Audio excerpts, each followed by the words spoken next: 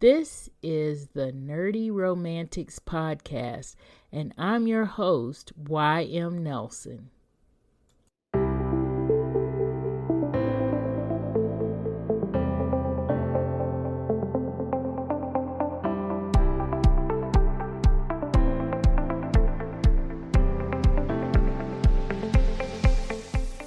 This episode is about romance novels. I'm going to answer all of your questions that you may have been a little bit embarrassed to ask in front of friends. This episode is mainly for readers, but yes, it's also for writers as well, because I'm going to break down a lot of genre categories, talk about the difference between romance and women's fiction, why Nicholas Sparks is not romance. Sorry to burst your bubble on that one. And acronyms and those terms that you see in romance descriptions that you may not have seen anywhere else. What does it all mean? Before we do that, though, I encourage you to go to ymnelson.com/subscribe and subscribe to the Nerdy Romantics newsletter, which comes out monthly. You will have all of the show notes complete with links for books and authors that we discuss on the show, plus a few extras, including giveaways. And one giveaway, which I'm doing right now, is a copy of my latest story, Stardate, a geek romance where Brandon and Phoenix find a mutual love in Star Trek and each other. So let's get into this. Why did I want to do an episode like this? Well, my friends and I have talked books a lot on and off the podcast. And you probably realize here that they read widely, not just in romance. So if they don't know a few of those genre-specific terms, I give them a pass, because after all, they're not romance writers. But one day I mentioned that I really like a cinnamon roll hero, and they got all dramatic, like, cinnamon roll? What? What are you talking about? Is this some kind of pastry thing that we need to figure out? And then I thought, it might be a good idea to possibly do a show where I talk about what some of these terms are. Because if they're anything like you readers out there, you may not know what these terms are. And a lot of writers are using them in book descriptions. So I wanted to break down what some of those terms were. And kind of at the same time, I was thinking about what people thought about my writing, especially considering that some of my audience I found were new to romance novels. So I thought about that, and I asked a few social media groups that I'm in, what are some terms that are used in romance that you may not understand or that you're confused about? And I got quite a few, but I also got an interesting answer to my question from a chick lit rom-com author. Yes, an author. She said, everything confuses me, really. And I thought, wow, so many people, when they pick up a romance novel, really don't know exactly what they're picking up. They may think that they know, but they are not sure. There's a lot in romance to understand. It's not just a bodice ripper cover and, people having sex and that's what it's all about. That's not everything that romance is about. It's a very wide category with a lot of subcategories underneath and a lot of different descriptions and explanations. So if you don't know what you're reading is even a romance, how are you going to find a romance? Let's start off and talk about what romance actually is. Because a lot of people are not exactly sure that what they're reading is an actual romance novel. Why are people arguing on Twitter if Nicholas Sparks is romance or not? He's not. And then why is one of the most famous love stories that you know out there, Romeo and Juliet. Why would that not be considered a romance? All boils down to the definition of what a romance is as far as a romance novel. What is it? A romance novel has to have two things. And this was really eye-opening for me, because at the time that I found this out, that I was told what a romance novel had to be, I had finished writing this 70,000, almost 80,000 word manuscript that I was trying to query as a romance novel. In other words, I was trying to get agents to pick it up and to sell it to publishers. And I was querying it as a romance novel. And when I found out these two rules about what a romance novel is supposed to be, I realized that these 70 to 80,000 words, while they did have a love story in them, it was not a romance novel. This was very eye-opening to me. And so this is why this episode is not just for readers out there, although I'm going to try to talk specifically to readers and talk as a reader and a lover of romance. But this is also for those writers out there who may not be sure exactly what their writing could be classified as. So a romance novel has two rules. The first rule, all romance novels have to have as the central plot, in other words, the main story, the main plot is how your main characters find each other, get together. Okay?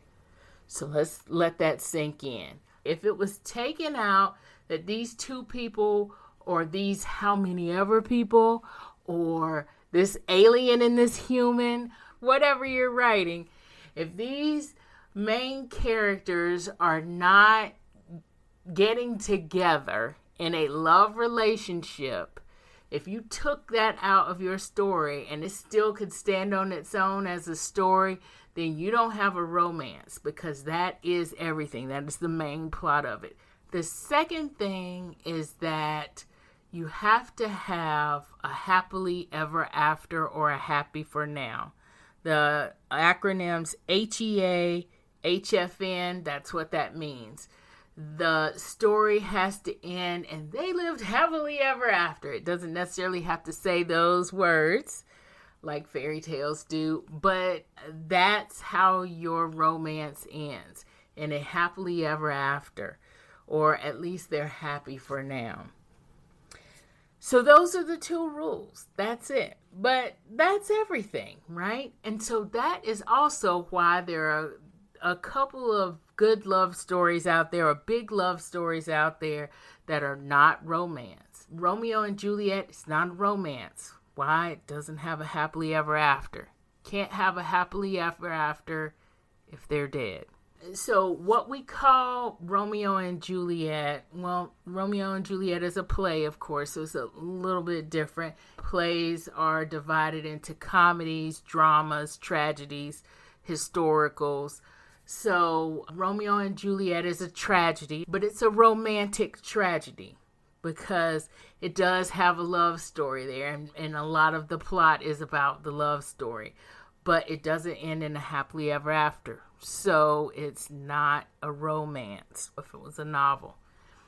Nicholas Sparks says this on his website. He does not write romance. He writes what he calls love stories. So how I would describe them, or as a writer, if he was an indie author, like he had to go out and publish his own work, I would say a lot of his books fall in the category of women's fiction.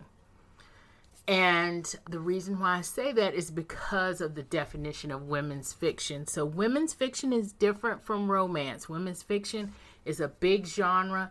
It doesn't have to have romantic elements in it.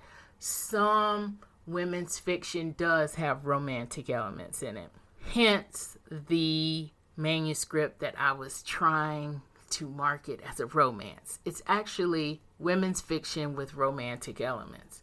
So the difference between romance and women's fiction is the central plot. So the central plot of women's fiction is that the main character, who for most publishers and most of the publishing industry out there, the main character of women's fiction usually identifies as a woman. According to the Women's Fiction Writers Association, the main character doesn't have to identify as a woman, but the main character in every instance has to go through an emotional journey throughout the book. That's the central plot of a women's fiction book. They start off in one place emotionally, and they go through a whole arc, an emotional arc through the book. And so they end up in another whole place emotionally. They have maybe a realization of who they are. Maybe they have a transformation of who they are as far as an emotional transformation. But they start in one place emotionally, and by the end, they are in another place emotionally.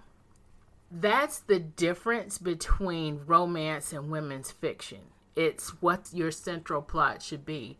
Obviously, love is an emotion. So there are a lot of women's fiction books that have romance in them, but not all of those women's fiction books have romance in them.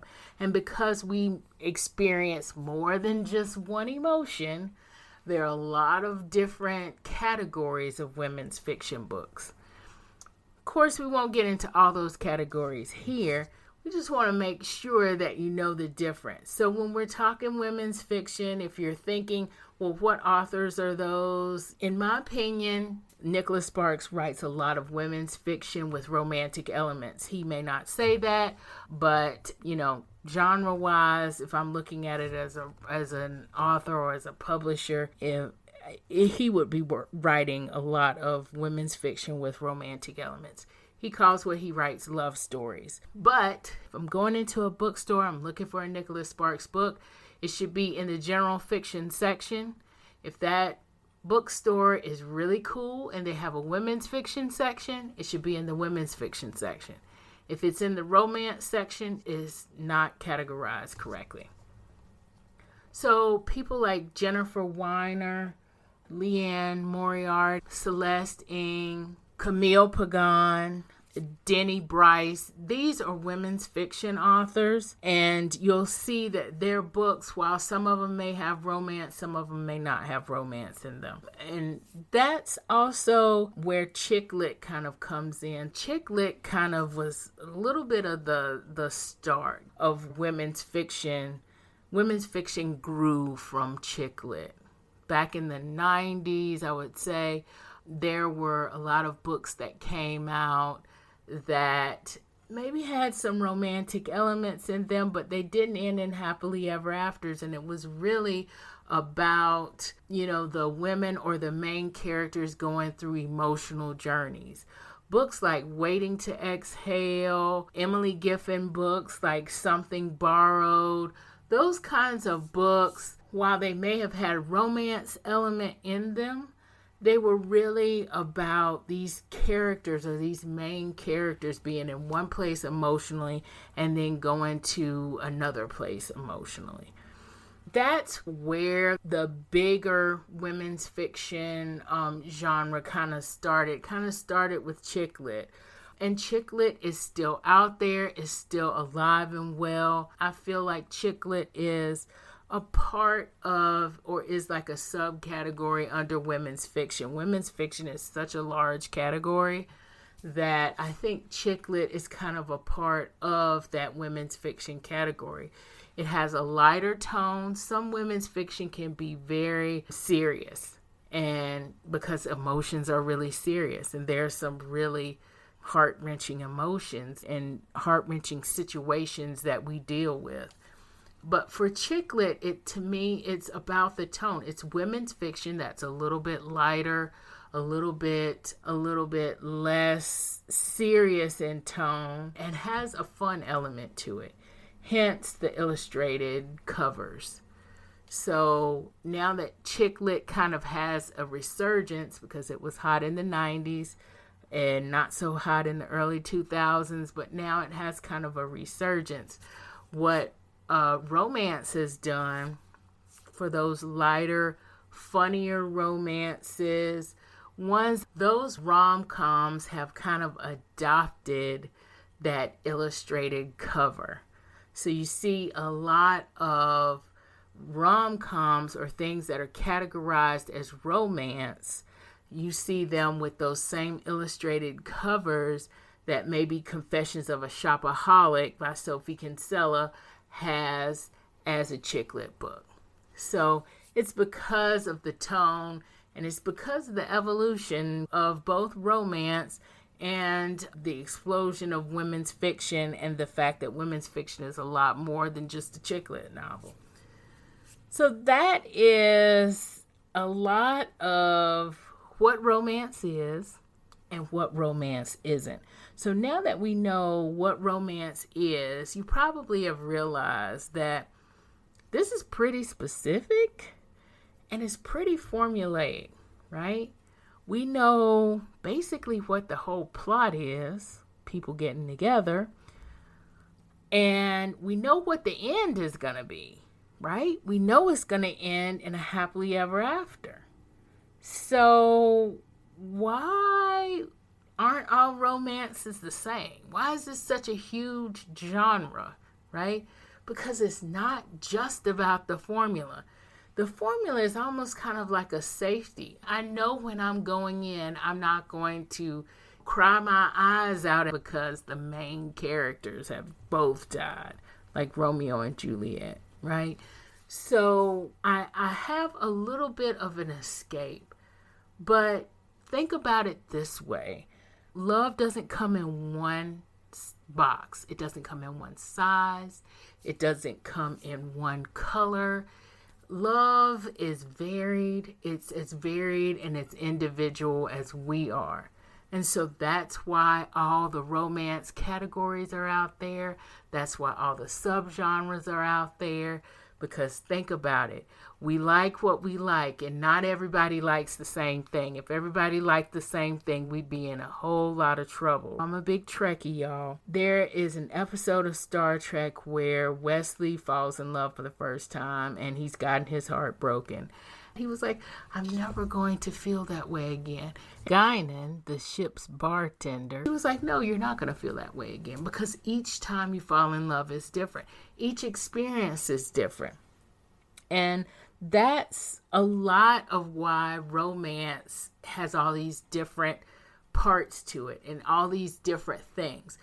You like what you like, but not everybody likes the same thing that you like. So you've got to find what you like. So here are some things that you need to know when you're picking a romance, or if you're a writer, how you categorize what you're writing so that the readers that you want can find the books that they want. I'm going to talk about two big parts of romance and where all these acronyms and stuff come from. The characters, or the hero and heroine, and the relationships or the love story. So there are a lot of different kinds of characters out there, and there are a lot of different kinds of love relationships that you can be in. So let's get into characters. I had a lot of questions about acronyms here. First off, there are the big H/little h. You see a lot. The H and H have this great relationship. And you're wondering, what in the world is that? So the big H and the little h are hero and heroine. Legacy-wise, back in the old days, the big H, it means hero, because the hero was usually the guy. And the little h was heroine, because heroine is usually the girl. But in this 21st century, the H and H are basically your main characters, your hero and your heroine. I tend to see it as the big H is your main character. A lot of times you'll see books that are written from a certain character's perspective, and then they have their love interest come in, right? That's like the second main character. So whether that's, two women or a woman and a man or two men or, three people or, an alien and a human or a shifter and a witch, whatever that combination is, the big H, I see it as that's that main character, the one that really the book is really their book. And the smaller H is the other main characters that they meet and they get with. If you are reading a book that's in the BDSM lifestyle, the big H is the dominant character and the little h is the submissive character. But we'll get into that in a little bit. So what about all these other acronyms as far as heroes and heroines are concerned? Well, a lot of times you're going to see, especially in alternative lifestyles, you're going to see this is an MF romance or FF romance or MM romance or MFM romance or MMF romance or an FFM romance. So that signifies the gender identity of the main characters. Maybe it's the female in between the two males. Maybe it's two men in a relationship in an FFM kind of relationship. There's two women and one of those women also brings in a man in that relationship. So there's a lot of kind of combinations there when it comes to polyamory. Am I an expert in this? No, I'm not an expert in this. But those are kinds of different combinations you'll see out there. And then there are all these acronyms that have to deal with race. A lot of times, especially in American society, people want to know going in if they are reading a romance novel where any of the characters are of a different race than they are or of the same race than they are. And that's for whatever reason. Again, people have their preferences. And so what a lot of authors do, especially a lot of indie authors, and especially if your cover doesn't necessarily suggest this, you will see acronyms for race. If you see things like AM, that would mean Asian man. BW would mean black woman. WM would mean white man. AW would be Asian woman. You get what I'm saying here. So there are a lot of racial identifiers, especially if the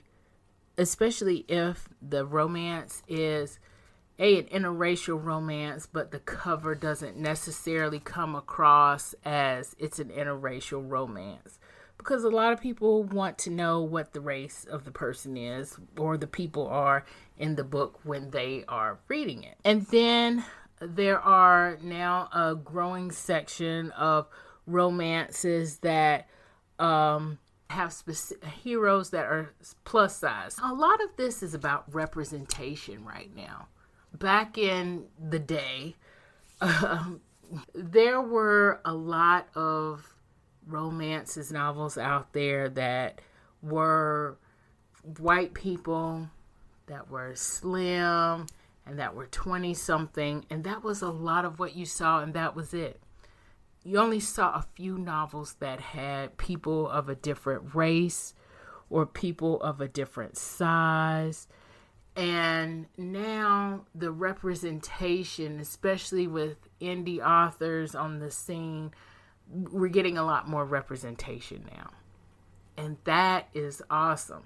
At the same time, people want to see that representation in books. They want to pick up a book where they know that main character that's going to find love looks like them. For me, I love seeing a character, and I write those characters that look like me, because I don't necessarily see those characters in romance novels.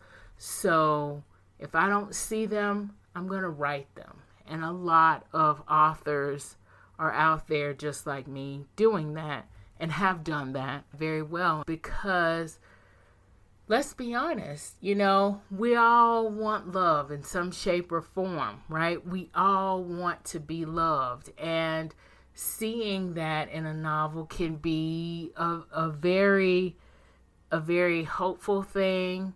It can be a very calming thing. It can be a very powerful thing. And so that's why the representation, that's why there are these racial identifiers out there on books, so that people know, hey, this is what this is about. And for people who don't want the whatever kind of book it is, they know this book is not for me. I'm not the audience for this book. And so that also pertains to size. So when you see, subtitles, a BBW romance, that means a big, beautiful woman. So this is going to be a plus size romance.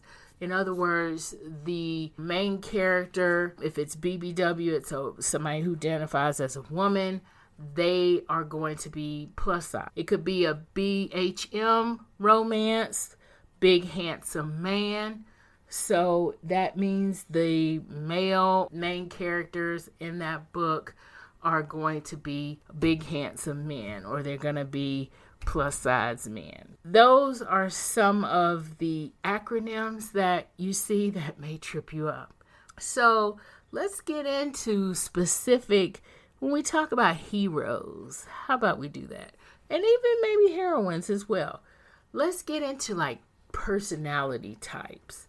I got a lot of questions on what is a cinnamon roll hero, what is a beta, what is an alpha. So I'm going to go over that really quickly. An alpha hero is basically that strong type A domineering personality. Sometimes they're called alpha holes because sometimes they're jerks and other things that I will not say on this podcast. But basically they're that dominating personality. They have that controlling, dominating personality about them. And they're probably a lot of times type A. They've got to have it a certain way or they're not going to have it at all. They run the show. They're the leader of the pack. Alpha. A beta hero is one that is secure in who he is. He's secure in his manliness. He is not afraid to talk about his feelings. So sometimes beta heroes are also cinnamon roll heroes. That has become interchangeable. But to me, a cinnamon roll hero is one that has that gooey inside, like the gooey inside of a good cinnamon roll. Sweet, loving, so nice. Basically, he used to be called the nice guy, but now he's called cinnamon roll hero. And a cinnamon roll hero is very in touch with his feelings. He's not going to have a dominating, kind of personality, but he may have kind of the exterior of a beta, right? He may have that beta kind of, I am down, I am ride or die, this is my woman kind of exterior. But inside, that whole feelings and emotions, he's not afraid to show those. So the beta hero is that strong, loyal, but, not afraid to say how he feels. And to me, the cinnamon roll goes a little more into the emotional. He's just a nice guy. He's chill. He's nice. He's in touch with his emotions.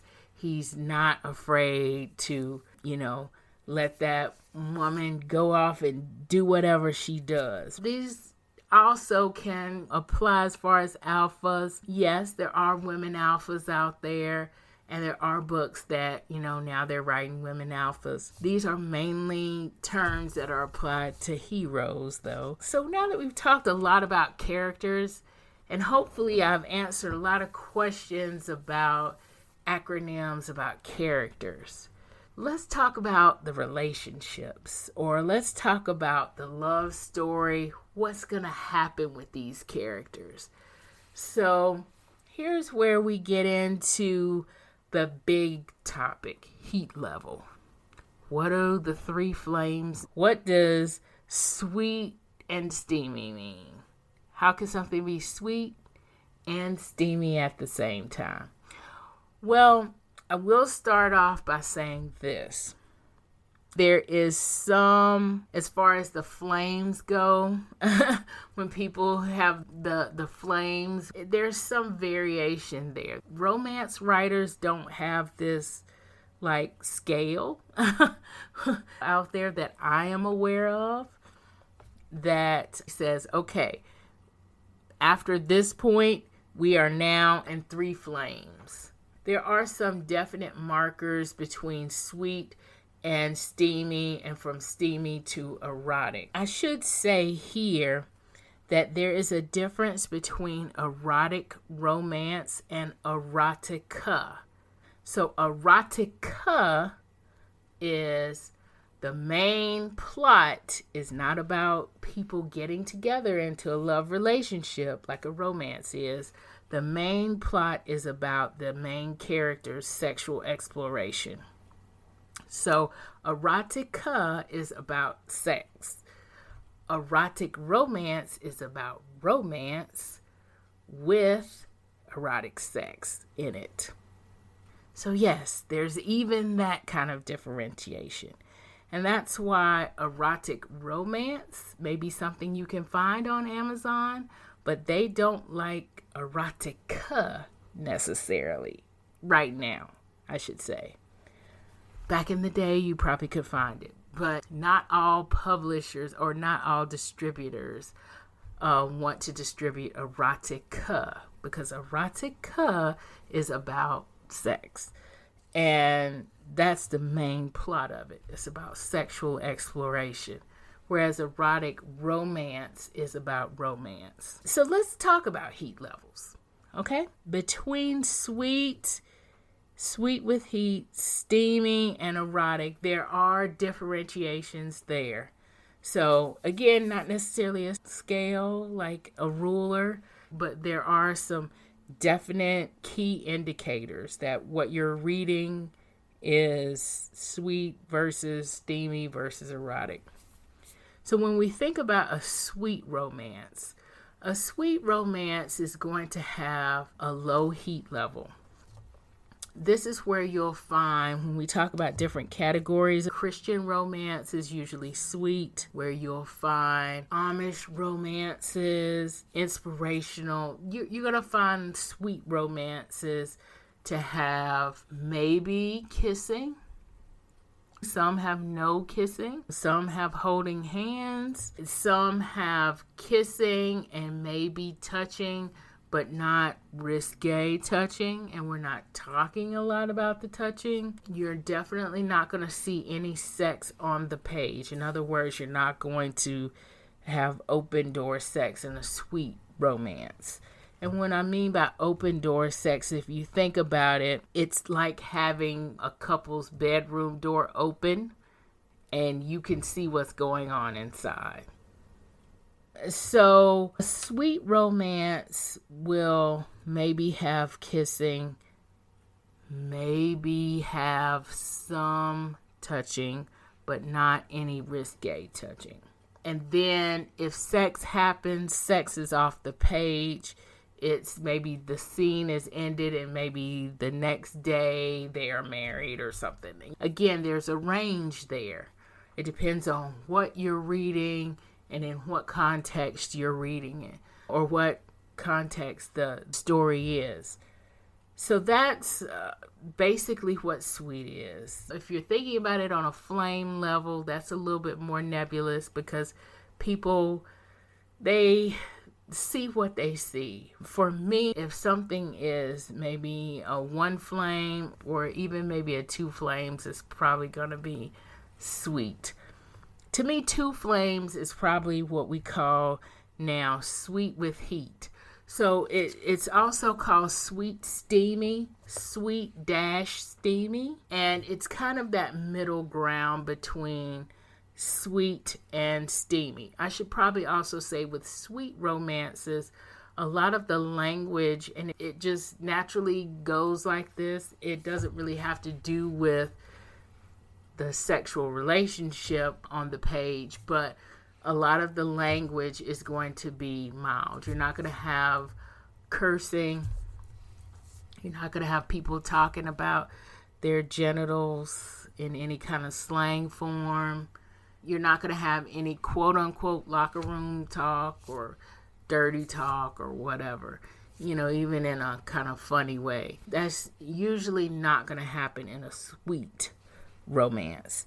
In something that's sweet with heat or sweet dash steamy, you may find that. So you may find that the characters may say curse words, they may refer to their genitals, may do that with slang, they may make a dirty joke or two. You're definitely going to see kissing. You're going to see making out in a lot of sweet, steamy romances. You may see the beginning of a sex scene, or you may see one sex scene, but it is described in kind of a poetic kind of way or in kind of a nebulous way. They're not specifically talking about what actually is happening. They are giving a general feeling of making love kind of thing. And a lot of times you're not going to see that on the page. A story that I recently reviewed, Accidentally Engaged by Farah Heron, I hope I didn't butcher her name, was what I would call sweet steamy or sweet with heat. Because, yeah, the main characters, they did curse. The main characters made out. A lot of foreplay happened, but no sex happened on the page. So even with sweet steamy and sweet with heat, there is a range there. My short story trilogy, Owen and Michaela trilogy, that I would consider sweet steamy because there's no actual sex on the page, but there are some things that happen before then that are on the page. So when we go from closed door to open door, that's when we move to steamy. So that's a definite indicator that we're at steamy level. Closed door, the door is closed. When we have open door sex, that means if you can envision the couple's bedroom door is open, you can see what's going on inside. Now, how it's described is the difference between steamy and erotic, and also how many times we see that in a book. So with a steamy novel, you may get 2 sex scenes that are open door. With an erotic novel, you're going to get at least 3 sex scenes that are open door. And how they're described is different as well. For a steamy novel, something like something like The Brown Sisters by Talia Hibbert, that trilogy, I would consider that steamy as far as the scenes because they are open door, but they are not intensely graphic. They're not major descriptions of biological things happening, for lack of a better word, and very specific acts happening. They're not graphically described. So if you think about it in a movie way, which, let's be honest, a lot of us writers, we think about it like that too. If I'm talking about something sweet, I'm talking about something that's rated PG. If I'm talking about something that's sweet, steamy, it's going to be rated PG-13 these days. If I'm talking about something that is steamy, it's going to be rated anywhere from PG-13 to R. If I'm talking about something that's erotic romance, that's going to be rated, NC-17. If you're thinking about it in like TV terms, a lot of times I think about it in TV terms as well. If I'm thinking about something sweet, that's going to be something that I can watch with my family. That's going to be like a Hallmark movie, which several of those are made from sweet romance novels. Something that they would show on regular broadcast television at 8 o'clock at night while the kids may be still up. If I'm thinking about sweet, steamy, That's going to be something that's shown still on regular broadcast television, but maybe a little bit later at night after the small kids have gone to bed. And if I'm thinking about steamy, I'm thinking about something that's going to be on HBO, something that's going to be on Showtime, something like an Outlander that's going to be on Stars. But if I'm thinking about, erotic romance, I'm thinking about something that's going to be on HBO really late at night, right? Not just Sex in the City. It's going to be something that's on really late at night, or something that may be a little bit more than that. So those are the kind of levels that we're kind of thinking. As far as heat levels, make sure you're reading those book descriptions. A lot of times a sweet romance will obviously have a sweet romance cover, and a steamy romance will have a different looking cover. But that's not always the case, especially with rom-coms. The Kiss Quotient is definitely a steamy rom-com. You would not know that by the cover. So, that's where when we say words like steamy or when you see those in descriptions, you'll know what they mean. You'll know what you're getting. When we talk about flames, as I was saying before, we may get 2 flames, maybe sweet, steamy. If we're talking 3 flames, that's going to probably start steamy, 3 and 4. And 5 flames, that's probably going to be erotic romance. If somebody says something that's spicy, that's probably going to fall in that steamy category. There's going to be at least 1 or 2 open door sex scenes. When we talk about relationships, we also want to look at not just the heat level, but also the categories of romance, because some people like to read different kinds of romances. They want to read different settings. They want to see these people get together in different settings, in different time periods. Maybe they're not people at all. Romance, a lot of romance is about escape, as I said.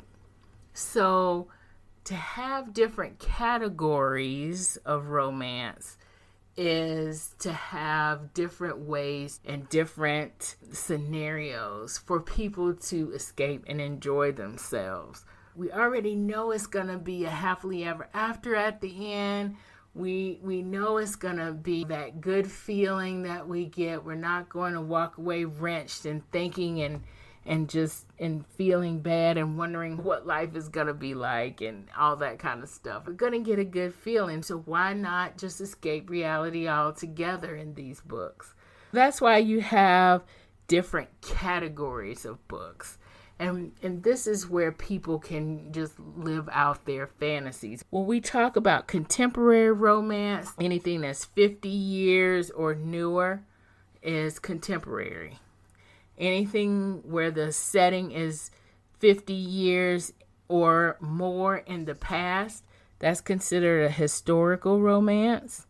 When we talk about paranormal romances, we're talking about romances with characters who are not exactly human or who aren't all human, right? So we're talking about beings like shifters, vampires, witches, warlocks, different kind of sorcerers, ghosts, those kinds of beings. So when we talk about fantasy romance, we're talking about romance with a fantasy element in it. So think, kind of a Lord of the Rings or a Chronicles of Narnia, but a romance.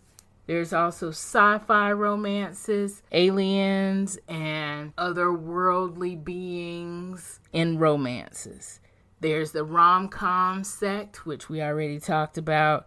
There are MC romances. When you see MC, that's a fairly new genre. It means motorcycle club. They're going to be a lot of, guys and girls riding motorcycles and tattoos maybe and leather jackets. Those kinds of things. When we talk about geek romances, they could be anything from any kind of nerd pop culture kind of romance. So if you think about Big Bang Theory, they were into all of those geeky things. things like superheroes, Star Trek, Star Wars, any kind of nerd pop culture. Geek romance can also even go as far as, whatever somebody has an affinity for. Like maybe if they're gamers or if they like 80s TV. Those are things that people would geek out over. People getting together around geek culture or nerd culture. If you're talking about an ace romance, ASE, that means an asexual romance. So these people are getting into a love relationship, but they are asexual, right? So there's going to be no sex in that relationship. And then there's the whole sect of alternate lifestyles, polyamory, and BDSM. It seems like some of the worst representations of a genre get the most readership. But as far as BDSM goes, or even as far as polyamory goes, there are a lot of romance authors out there that are doing it a lot better than some of the more famous ones that you've seen. Two that come to mind right now for me are Sierra Simone and Sienna Snow. Katie Robert does it really well. That's Katee. Robert does it really well. My favorite is Sierra Simone. She does polyamory, that lifestyle, very well. And she also does a very, very healthy representation of BDSM in American Queen and that new Camelot trilogy, but definitely in American Queen. And when we talk about BDSM, what does that mean? The B is for bondage, the D is for domination, the S is for sadism, and the M is for masochism.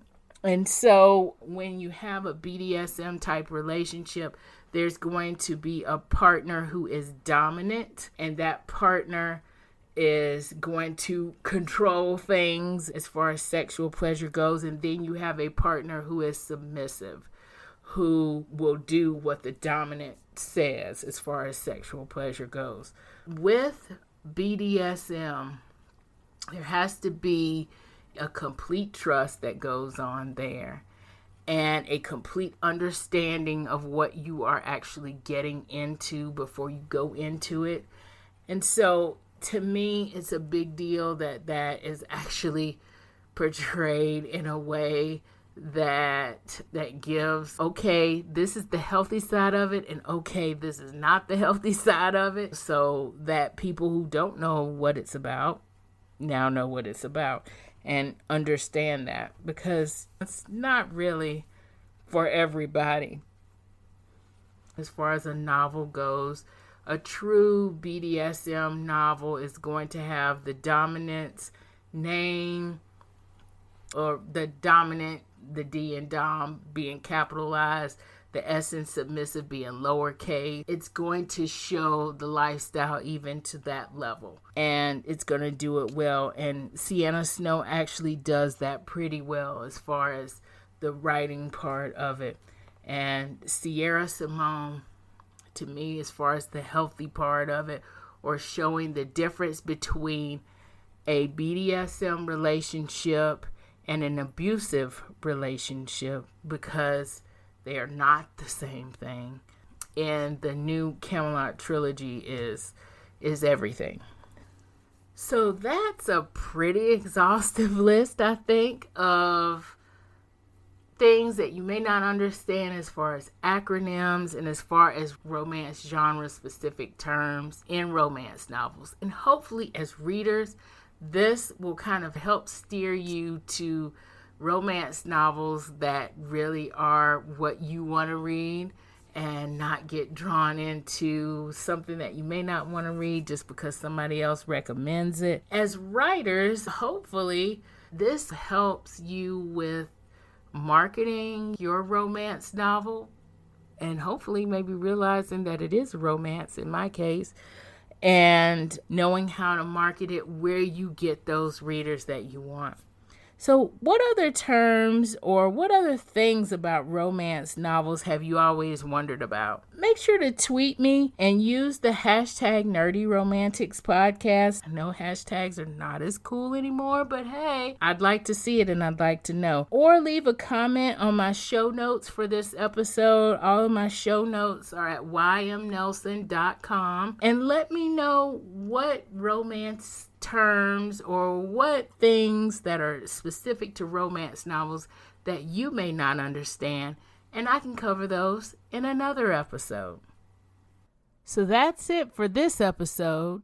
Please subscribe to Nerdy Romantics Podcast wherever you get your podcast to be notified anytime a new episode drops. And if you like what you're hearing, please rate and review. The links are in my show notes at ymnelson.com, along with a lot of other links for books and other items that we talked about on our show. And if you really like what you're hearing, click the Buy Me a Coffee button while you're there to support us. Thank you for listening.